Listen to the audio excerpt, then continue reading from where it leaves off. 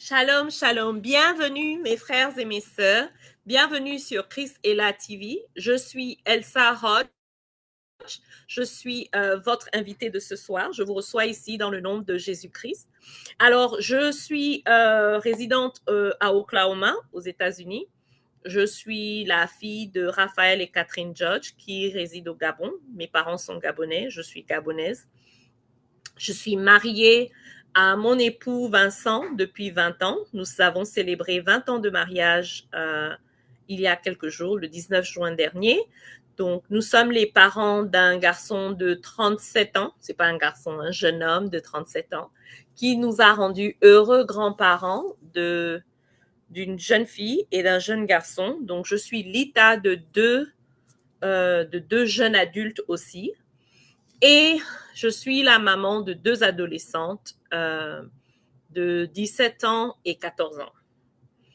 Donc, comme je vous disais, je vis à Oklahoma depuis 1999. J'ai fait mes études ici, ou j'ai repris mes études ici, je devrais dire. Je travaille ici.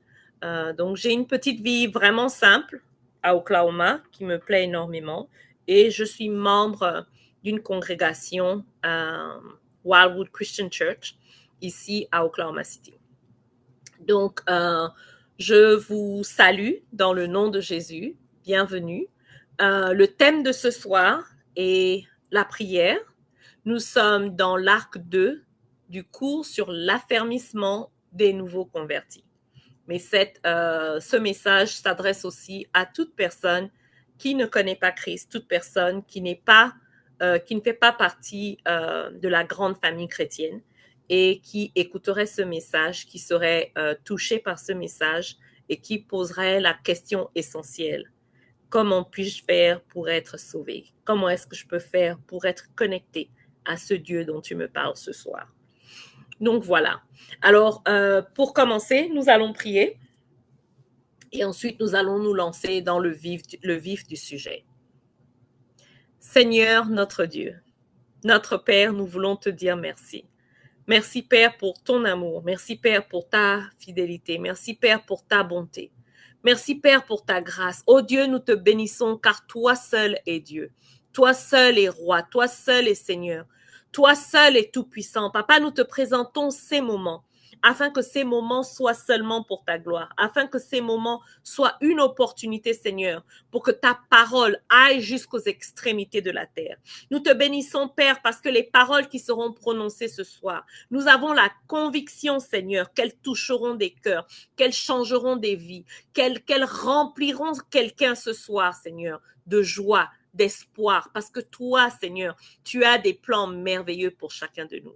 Saint-Esprit, nous te remettons ces moments et nous te demandons de prendre le contrôle. Prends le contrôle, que ce soit ta voix que les hommes et les femmes écouteront ce soir, que ce soit ta direction, que ce soit ton conseil, Seigneur, qui sera en haut, qui sera élevé, qui sera devant. Jésus-Christ, nous te disons merci. Merci pour le sacrifice de la croix qui nous a permis de nous approcher du trône de grâce. À cause de ton sacrifice, nous sommes appelés enfants de Dieu.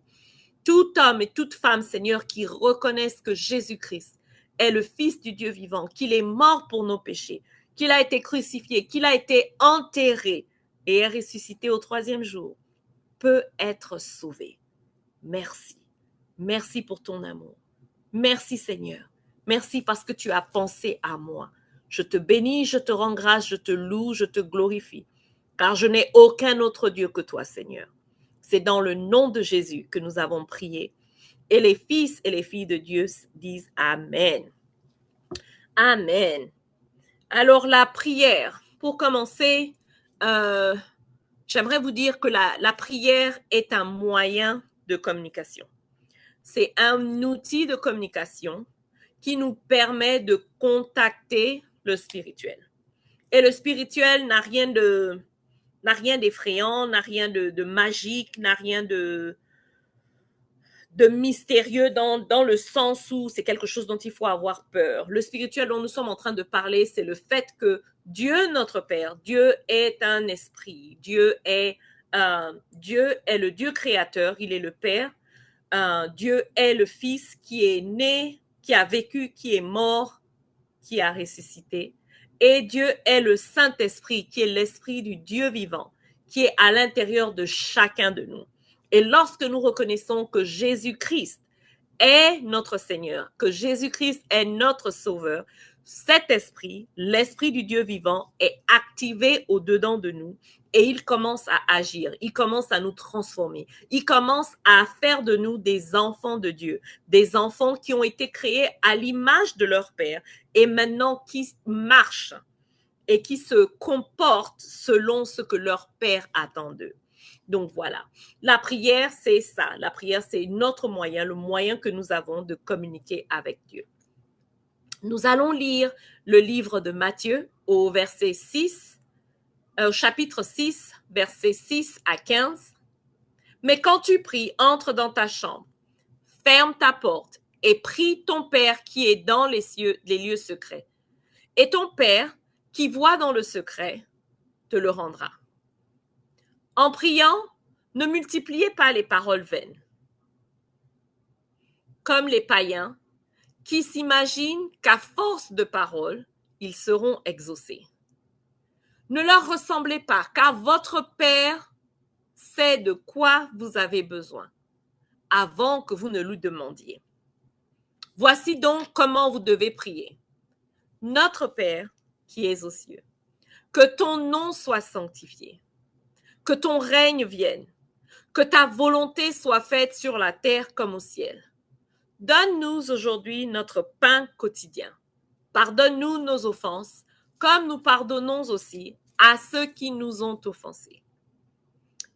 Et ne nous induis pas dans la tentation, mais délivre-nous du malin.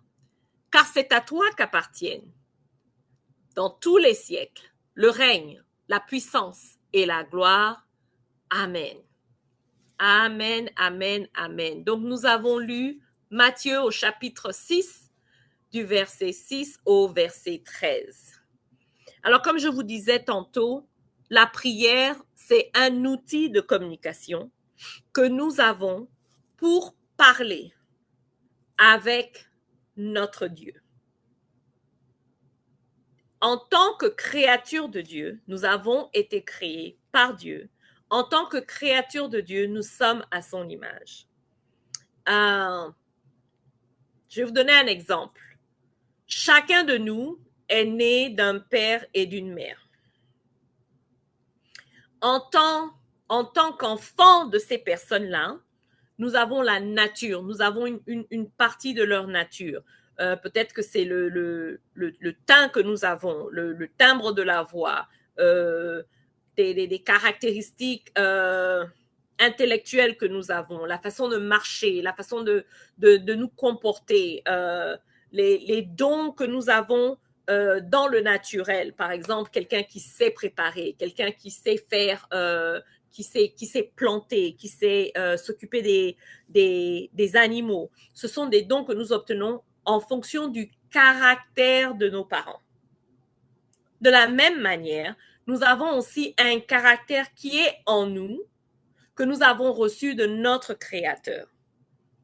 Et ces caractéristiques qui sont enfouies en nous ne peuvent être activées que lorsque nous acceptons de marcher avec lui, lorsque nous acceptons de nous présenter à lui, lorsque nous acceptons de nous soumettre à lui et lorsque nous désirons être comme lui. Alors, la communication veut dire qu'il y a un émetteur et il y a un récepteur. Donc, moi, Elsa, si je veux parler à Dieu, si je veux communiquer avec Dieu, il faut que je lui envoie un message. Lorsque je lui envoie le message, je dois aussi m'attendre à ce qu'il me réponde. Amen.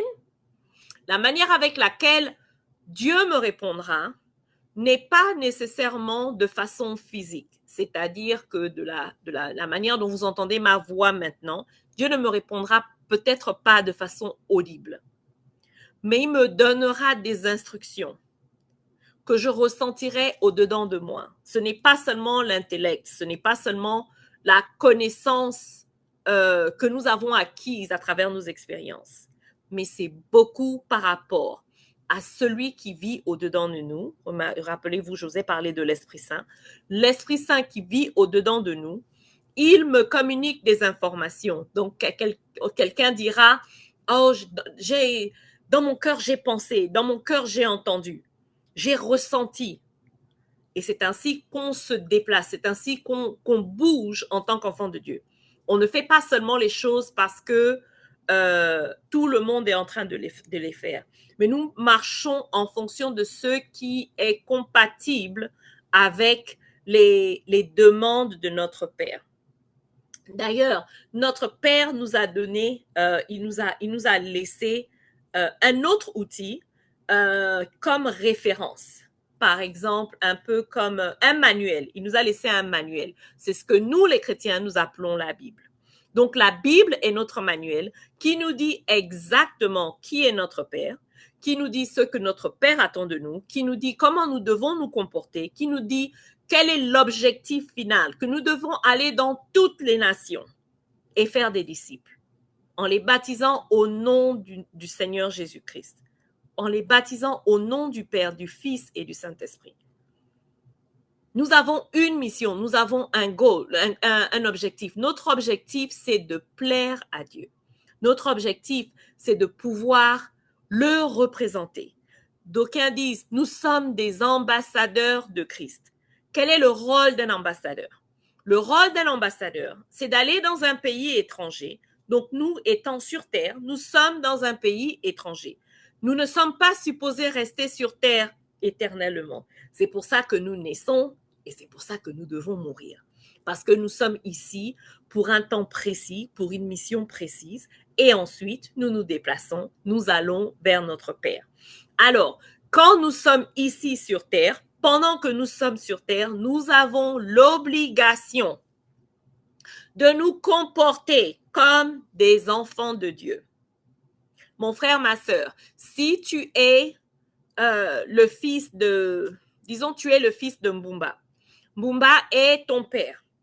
Si tu te comportes bien, lorsque tu deviens, je ne sais pas moi, tu es nommé à un poste important et on te montre à la télé, la famille dit, oh regardez, ça c'est le fils de Mbumba, ça c'est la fille de Mbumba. Et la fierté qu'on a de te voir à la télé, la fierté de voir que tu as avancé dans l'échelle sociale, ce n'est pas seulement une fierté qu'on exprime par rapport à qui tu es. Mais on exprime cette fierté par rapport à qui ton père est, qui ta mère est, qui sont ceux qui sont venus avant toi, ceux que tu représentes. D'accord? Donc moi ici, en tant qu'ambassadrice de Christ, je ne représente pas seulement Georgie et Catherine. Je représente aussi, et de manière la plus importante, je dois représenter mon Père céleste. Donc tout ce que je fais, je dois le faire avec cette idée. Est-ce que si je fais X ou Y, je suis en train de glorifier le nom de mon Père? Si à la petite échelle, toi, le fils de Mbumba, tu sais que tu ne devrais pas voler dans la caisse de l'État, un exemple, ok? Tu ne devrais pas voler dans la caisse de la compagnie dans laquelle tu es. Parce que si tu te faisais prendre, on te montrerait à la télé.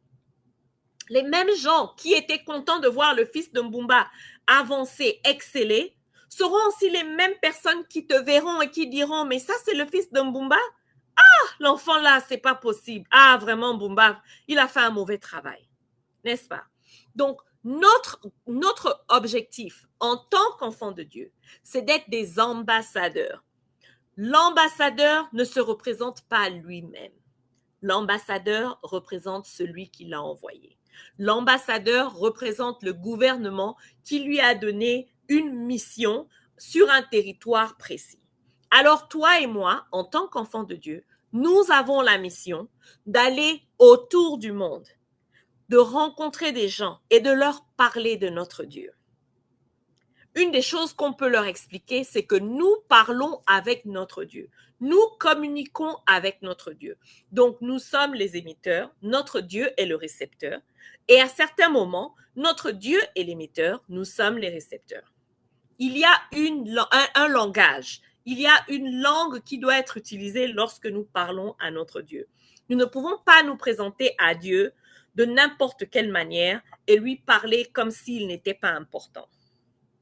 Lorsque tu parles à ton père, lorsque tu parles à ta mère, lorsque tu parles à tes grands-parents, lorsque tu viens leur soumettre une situation, tu vas vers eux avec respect.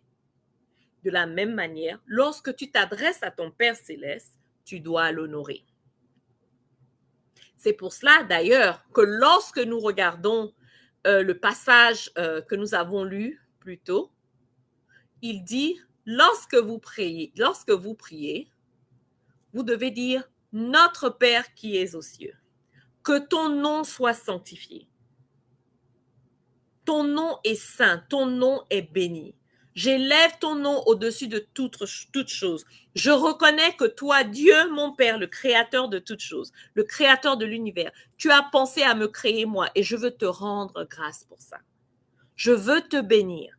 Donc, lorsque je prie, lorsque je m'adresse à mon Dieu, je viens lui parler avec honneur, avec respect. De la même manière que si je devais appeler Maman Cathy au Gabon, lorsqu'elle va décrocher le téléphone, je ne vais pas commencer à lui dire, voilà, il y a ceci, il y a cela, j'ai besoin de ci, j'ai besoin de ça. Non. Allô, maman. Je m'adresse à elle avec honneur et avec respect. Il y a des interférences. Il y a des préjugés, il y a des distractions qui font en sorte que nos prières ne montent pas vers Dieu comme elles le devraient. Nos prières elles sont dérangées. Il y a, je sais pas, un peu comme une interférence. Et ces interférences, la plupart du temps, c'est nous qui les créons. C'est nous qui les créons. Premièrement, si nous ne reconnaissons pas que notre Dieu est au-dessus de toute chose et nous n'allons pas vers lui avec respect, avec honneur, il y a une interférence. Autant Dieu t'aime, autant Dieu veut le meilleur pour toi, tu dois savoir à qui tu t'adresses. Lorsque je discute avec mes enfants ou qu'elles viennent me poser un problème, elles ne viennent pas me parler juste, elles commencent à m'exposer leurs problèmes.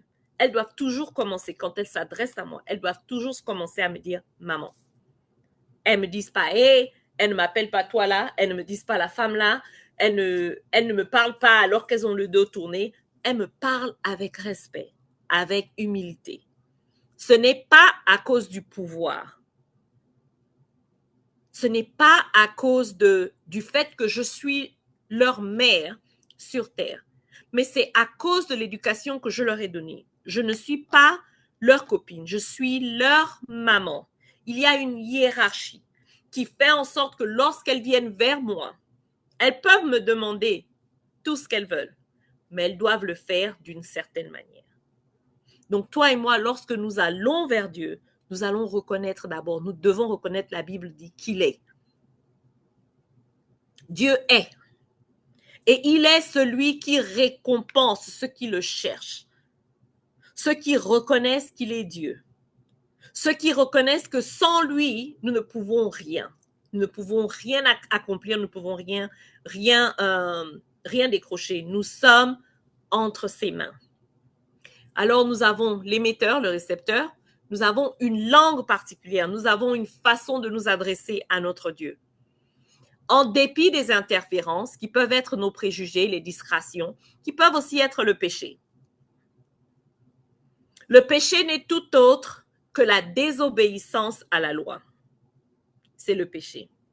Mon frère, ma sœur, s'il y a quelque chose que tu fais qui va à l'encontre des lois divines, des lois de Dieu, tu es dans le péché. La Bible déclare que nous sommes pécheurs. Il n'y a pas un homme qui est sans péché. Le seul homme qui est né sans péché, qui a vécu sans péché, qui est mort sans péché et qui est ressuscité sans péché, c'est Jésus-Christ. Chacun de nous existe avec une mesure de péché. Et l'objectif, c'est que chaque jour, nous ayons le désir de faire mieux. Chaque jour, nous ayons le désir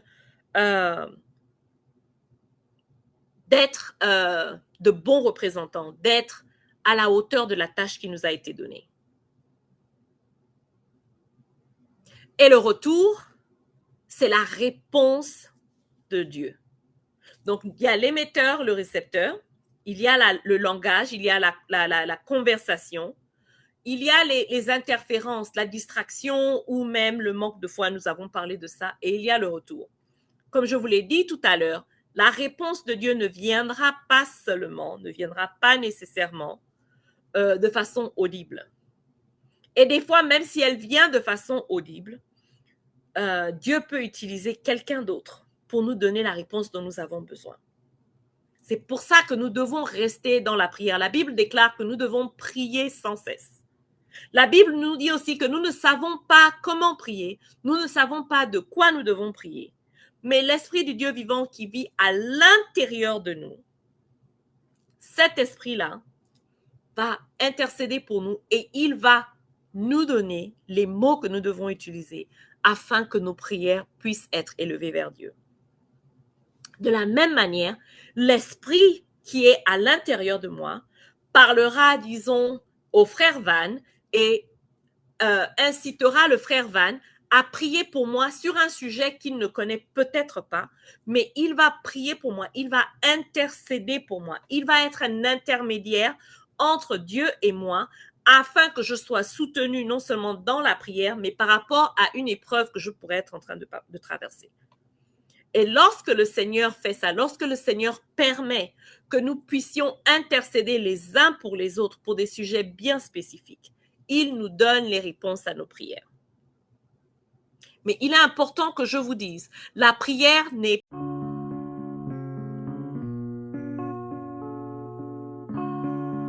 Il est important que je vous dise que la prière n'est pas un moyen de communiquer avec Dieu pour recevoir. Nous ne pouvons pas être des enfants de Dieu qui vivent dans le monde, dans l'atmosphère de donne-moi, donne-moi, donne-moi, donne-moi, tout ce que je veux, c'est ta main, ta main, ta main, ta main. Nous n'avons pas été créés pour recevoir seulement la main de Dieu.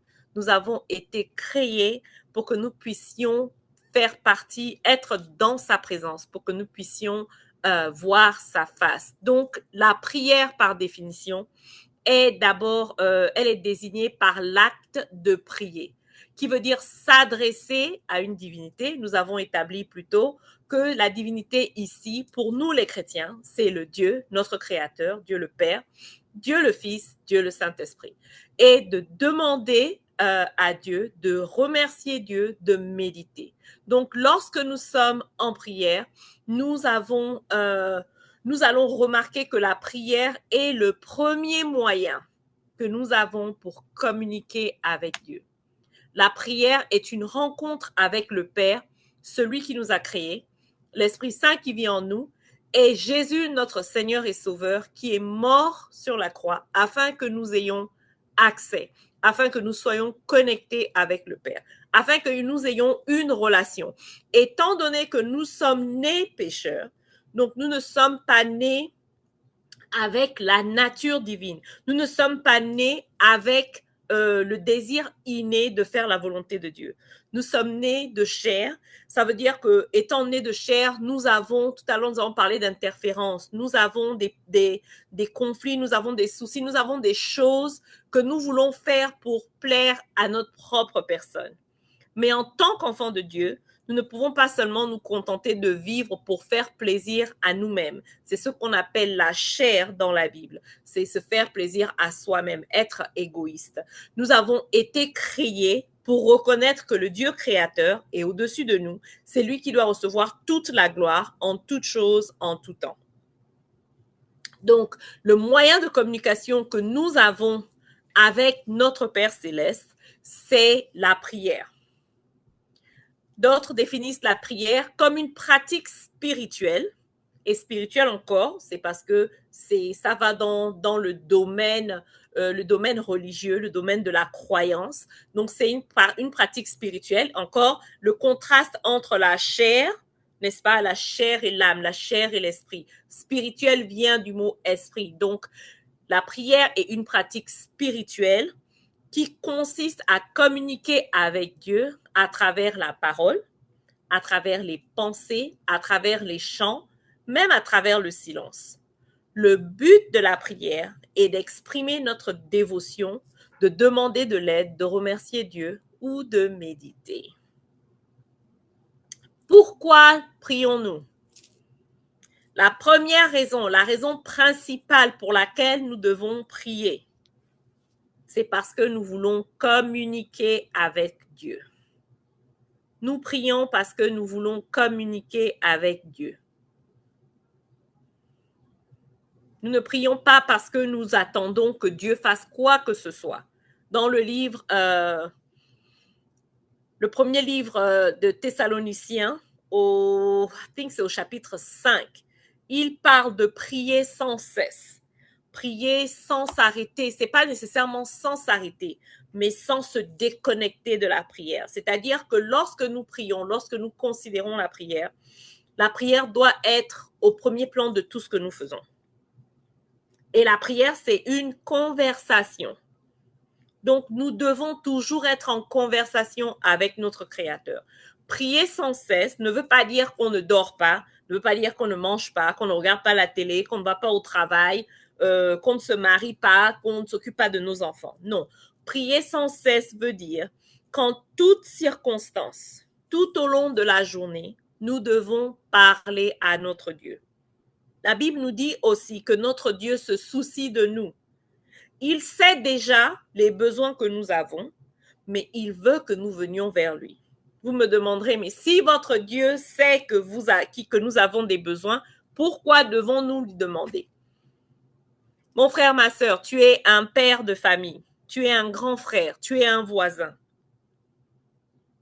Si tu anticipes tous les présumés besoins de ceux qui sont autour de toi, tu vas peut-être tu ne leur rendras pas service en fait, parce ils pensent qu'ils ont un besoin, mais ils n'ont vraiment pas ce besoin. C'est juste parce que, je sais pas moi, un peu comme l'ennui. On devient glouton comment? On devient glouton parce que on n'arrive pas à s'arrêter. On n'a pas de limite. Donc, à chaque fois qu'on voit la nourriture, on estime qu'on doit manger. À chaque fois que quelqu'un est en train de manger, on estime qu'on doit manger. Nous ne pouvons pas être comme ça. Nous devons avoir le contrôle de nous-mêmes. Alors, Dieu veut répondre à toutes nos requêtes. Dieu veut remplir tous nos besoins. Mais il veut aussi que nous allions vers lui avec la foi. La foi, c'est croire que ce que nous demandons à Dieu, il va nous l'accorder. Et la Bible est très précise parce que la Bible déclare que il nous accordera en fonction, selon sa volonté. Lorsque nous parlions du Notre Père, nous avons dit que ta volonté soit faite.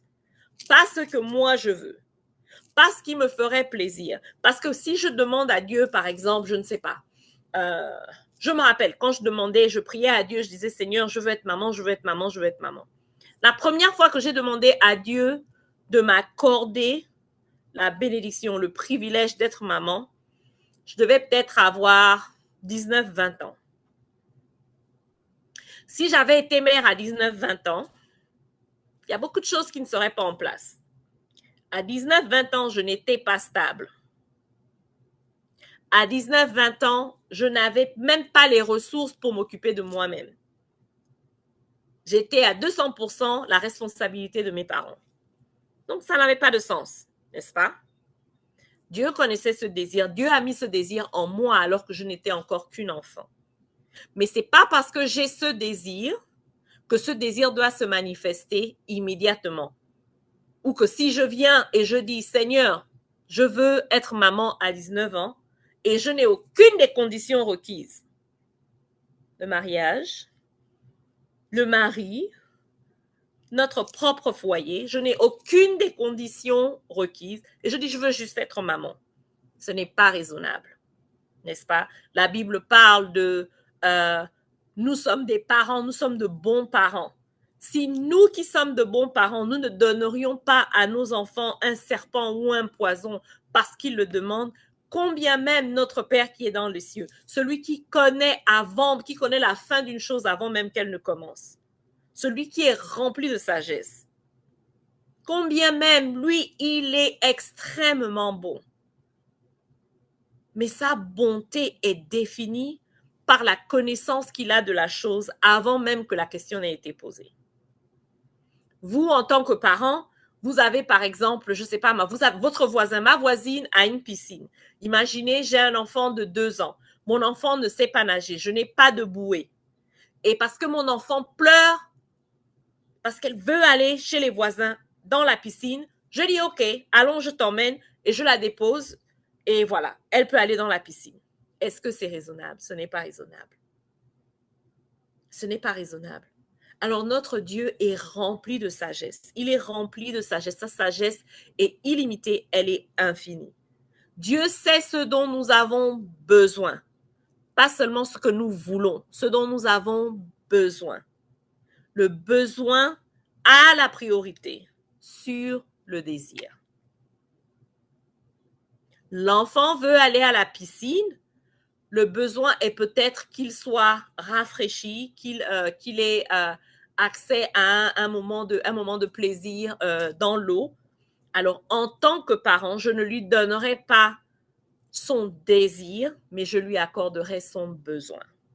De la même manière, Dieu avec nous, lorsqu'il ne répond pas à nos requêtes, lorsqu'il ne nous donne pas ce que nous demandons, ce n'est pas parce que c'est un Dieu méchant, ce n'est pas parce que c'est un Dieu qui ne comprend pas, bien au contraire. C'est parce qu'il a une connaissance totale de la situation, qu'il agit selon son temps et surtout selon sa volonté.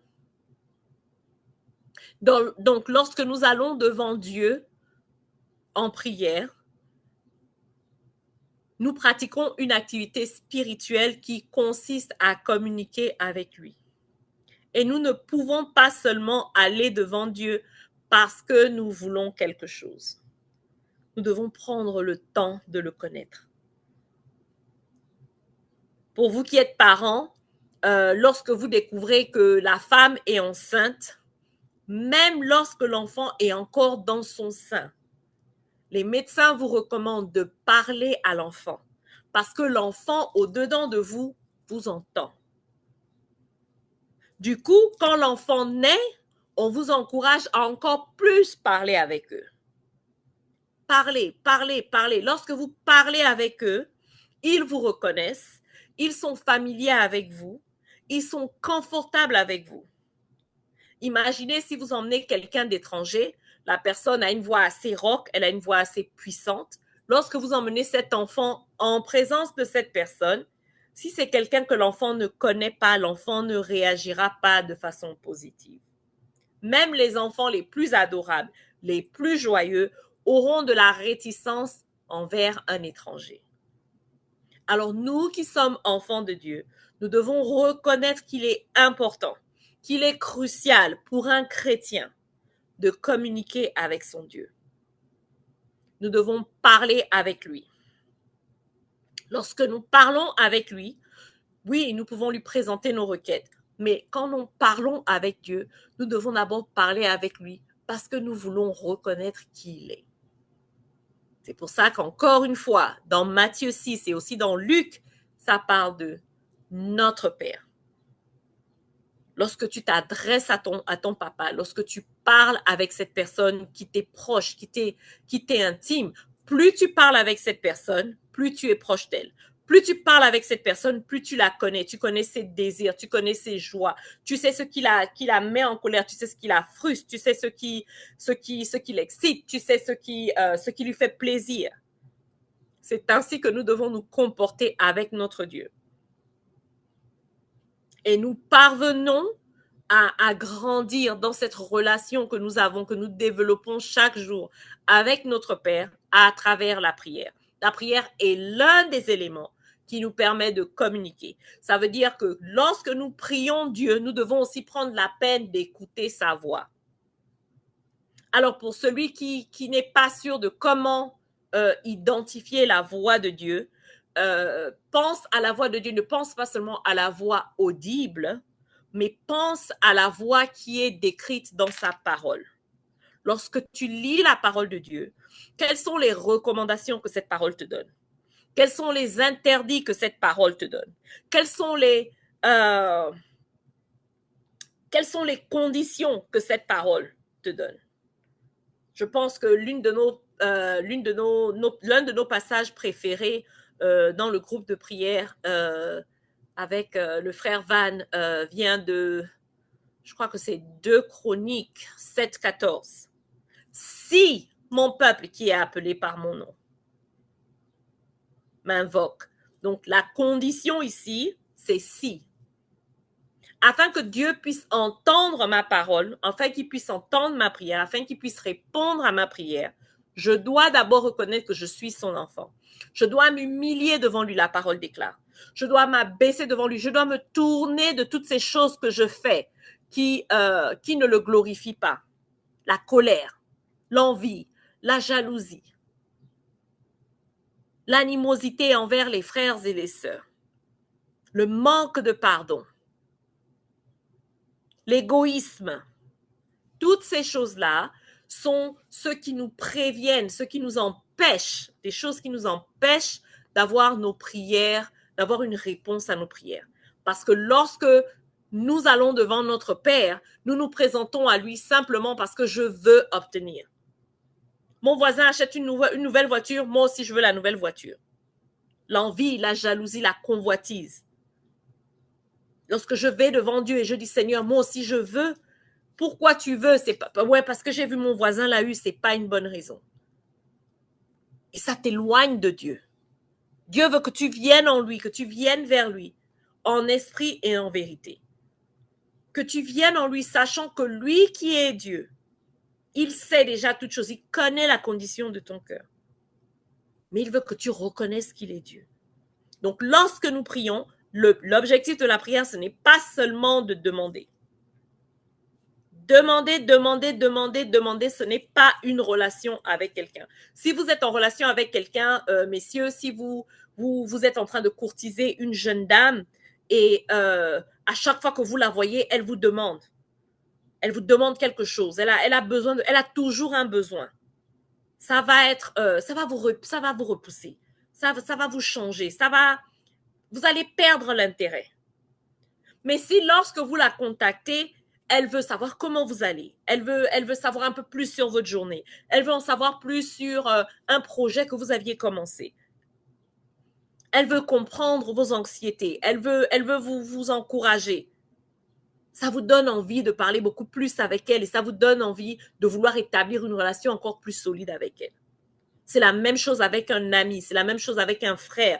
On ne peut pas prendre les relations comme acquises parce que je suis en relation avec Van. Ça veut dire que je n'ai pas besoin de l'appeler. Nous avons déjà établi il y a 5 ans que nous sommes des frères dans le Seigneur, donc c'est fini. Si je ne parle jamais avec Van, je n'ai pas de relation avec Van. Notre relation n'est pas solide. Notre relation ne peut pas se maintenir. Alors, il est important que nous reconnaissions que lorsque nous prions Dieu, l'objectif que nous devons avoir, c'est d'abord d'aller devant lui, en toute humilité, et de reconnaître qu'il est Dieu, reconnaître qu'il est un Dieu qui est capable, il est un Dieu qui nous aime, il est un Dieu qui veut notre bien.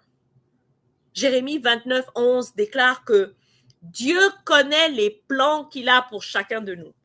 Jérémie 1 dit que Dieu te connaissait, mon frère, Dieu te connaissait, ma sœur, avant même que tu n'eus été formé dans le ventre de ta mère. Quelle promesse merveilleuse. Parce que si Dieu te connaissait avant même que tu n'eus été formé dans le ventre de ta mère, ce même Dieu-là aussi connaît déjà la trajectoire de ton avenir. Et il est capable de t'accorder les désirs de ton cœur. Il est capable de te donner, de te bénir. Il est capable de te guérir si tu as une infirmité sur toi, si tu as des problèmes sur ton travail, si tu as besoin de provision. Dieu est capable. Il est capable de le faire. Mais quand tu vas vers lui, tu ne vas pas seulement parce que tu veux tendre la main. Ne soyons pas des mendiants. Notre Dieu nous aime trop. Notre Dieu a trop fait pour nous. Allons vers lui pour reconnaître. Allons vers lui pour apprécier. Allons vers lui pour le remercier. Allons vers lui pour méditer. Méditer, c'est-à-dire penser, réfléchir, apprécier dans le secret du moment la grandeur de Dieu Et des fois, c'est difficile de voir la grandeur de Dieu quand on passe par des moments difficiles, quand on est seul, quand on se sent abandonné. Mais mon frère, ma soeur, si tu sors de ta maison, si tu vas dehors maintenant et tu lèves les yeux vers le ciel, regarde l'immensité du ciel. Le Dieu qui a créé le ciel immense est le Dieu qui a créé toi. Si quelqu'un te regarde du ciel, tu seras comme une graine, un grain de sable, tu seras comme une petite tache au sol. Et le Dieu qui a créé l'immensité de la terre a créé mon frère, il a créé ma soeur, il a créé mon fils, il a créé mon petit frère. Il nous a créés et il nous aime, il a un plan pour nous. Mais afin que son plan soit manifeste, afin que son plan soit exécuté, nous avons des choses à faire. La première chose que nous devons faire, c'est de reconnaître qu'il est Dieu. Il n'y en a pas d'autre. À part lui, il n'y en a pas d'autre. Le système, le monde dans lequel nous vivons nous donne plein d'options. Mais mon frère, ma soeur, je veux t'encourager. Je veux que tu comprennes qu'il n'y a personne comme notre Dieu. Il n'y a absolument personne. Il est Dieu en lui-même. Il est Dieu par lui-même. Donc, lorsque tu vas vers lui, reconnais la suprématie de ton Dieu. Souviens-toi que ton Dieu t'aime. Afin que tu puisses grandir dans cette relation avec lui, lis la parole. Lis la parole. Nous pouvons lire la parole de Genèse à Revelation, de Genèse à Apocalypse. Mais si nous ne prenons pas le temps d'apprécier la parole, nous l'avons fait en vain. Lis la parole de Dieu et découvre qui Dieu est. Découvre son plan pour ta vie. Découvre que Dieu est un Dieu rédempteur. Alors quand tu vas vers lui et que tu te présentes à lui en toute humilité, tu peux lui dire, notre Père qui est dans les cieux, mon Père qui est dans les cieux, que ton nom soit sanctifié. Sanctifié, ça veut dire qu'il est mis à part, il est saint, il est pur, il est sans tache, il est sans corruption. Il est mis à part.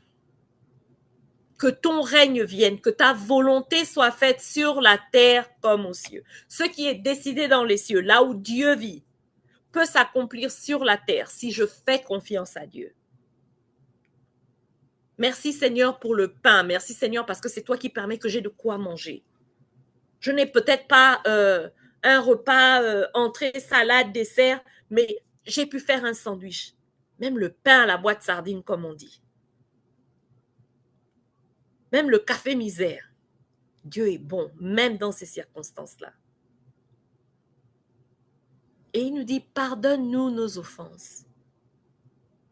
Mon frère, ma sœur, tu n'as pas été créé pour vivre dans le péché.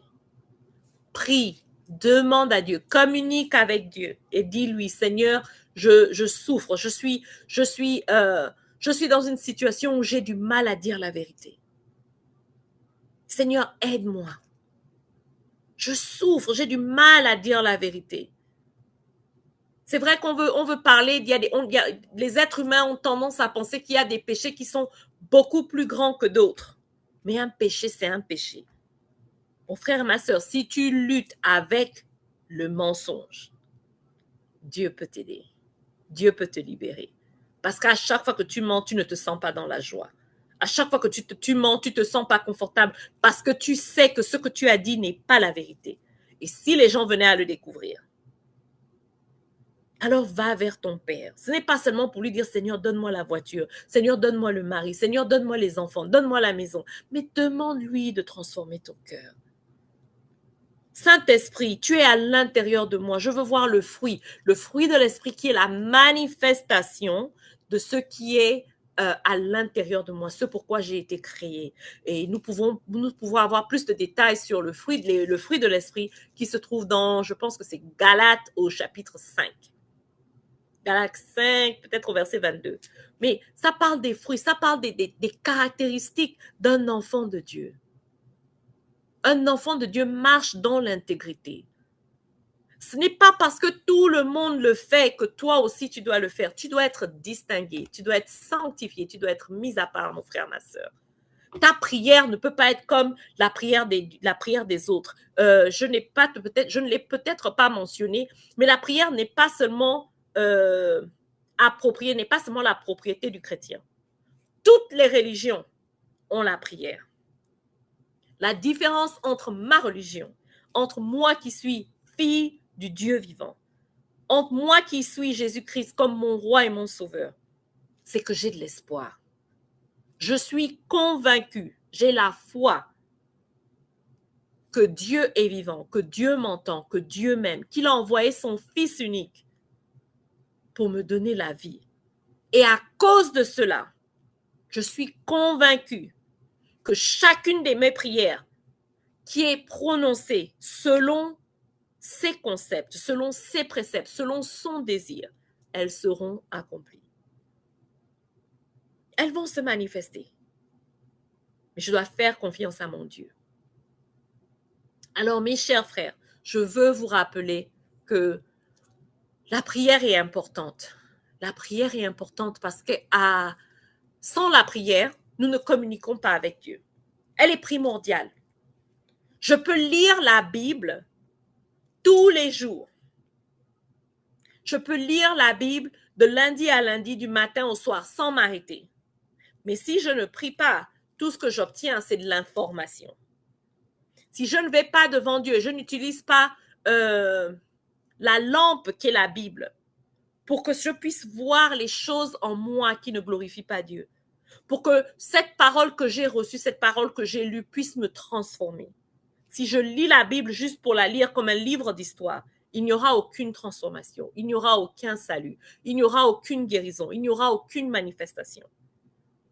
Afin de parler à Dieu, afin de communiquer avec Dieu et de croire qu'il va agir, je dois avoir la foi. Je dois avoir la foi qu'il m'entend, je dois avoir la foi qu'il est capable, je dois avoir la foi qu'il est là et je dois avoir la foi qu'il va le faire en son temps. Alors, mon frère et ma sœur, je veux te rappeler que l'objectif de ta prière n'est pas d'informer Dieu sur ta condition, mais plutôt de communiquer avec lui et d'apprécier sa présence en ton milieu. Je pense qu'au psaume 63, verset 2, ça nous parle de l'importance d'apprécier la présence de Dieu. Dieu répondra à nos prières. Il entend nos prières. Il répondra à nos prières en son temps. Lamentation 2, 22 à 26 dit que ces bontés, les bontés de Dieu, sont abondantes. Ça veut dire qu'il y en a tellement. Elles sont abondantes pour toi et pour moi. Elles sont renouvelées chaque matin. Est-ce que tu peux t'imaginer ça? Que toutes les bénédictions que Dieu a pour toi, chaque matin, le compteur revient à zéro. Que tu aies utilisé, que tu n'aies pas utilisé, que tu aies obtenu, que tu n'aies pas obtenu, le compteur revient à zéro. Il ne s'arrête pas, il ne se lasse pas de vouloir te bénir. Donc, lorsque nous prions, nous devons recevoir aussi les réponses. Nous devons nous attendre à recevoir la réponse de Dieu. La réponse de Dieu peut venir dans le silence et nous la trouverons dans sa parole. En lisant la parole, nous allons recevoir une parole qui va nous éclairer, qui va nous inspirer, qui va nous guider, qui va nous donner une révélation sur la stratégie à avoir. Et afin que Dieu puisse répondre à nos prières, nous devons avoir la foi. Nous devons avoir la foi. Nous devons avoir la certitude que lorsque nous venons devant notre Père céleste, il nous entend et il est prêt à nous répondre. Alors voilà, c'est ça pour moi. J'espère que ça vous a encouragé. J'espère que vous allez trouver des pépites qui pourront susciter votre intérêt concernant la prière, concernant le désir, la raison pour laquelle vous devez aller vers Dieu, vous devez parler avec lui, vous devez communiquer avec lui, soit en lisant sa parole, soit en chantant, soit en méditant, soit en ouvrant vos bouches, en élevant vos voix vers le ciel et en disant au Dieu vivant que vous êtes là et vous voulez entendre sa parole. Donc, c'est ce que j'ai à partager avec vous ce soir. Que le Seigneur vous bénisse. Nous allons prier pour remercier le Seigneur pour ces moments, ce temps de partage, en espérant que ce qui a été dit pourra vous encourager. Seigneur, je te bénis et je te rends grâce. Je te remercie, Père, pour le privilège que tu m'as accordé de partager avec mes frères et mes sœurs. Merci, Seigneur, pour toutes les personnes qui entendront ma voix, que ce ne soit pas ma voix, mais que ce soit la tienne. Saint-Esprit, touche les cœurs. Saint-Esprit, enlève toutes les anxiétés, toute la peur, enlève toutes les choses qui ne viennent pas de toi, enlève la distraction, enlève les interférences qui nous empêchent d'entendre la voix du Père clairement. Merci encore, Jésus, pour le sacrifice de la croix.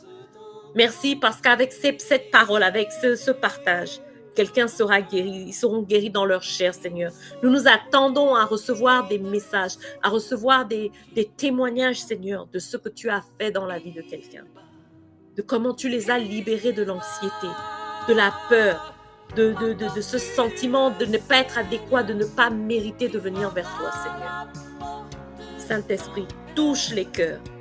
Touche le cœur de chacun de nous, Seigneur, afin que nous soyons toujours remplis de vigueur, remplis d'engouement pour venir nous présenter, pour courir devant ton trône de grâce, nous abaisser devant toi, nous humilier devant toi. Merci. Merci pour le sang de Jésus qui nous lave, le sang de Jésus qui nous purifie, le sang de Jésus qui nous a donné accès au trône de grâce. C'est dans le nom précieux de Jésus-Christ que nous avons prié. Et les enfants du Dieu vivant disent Amen, Amen, Amen.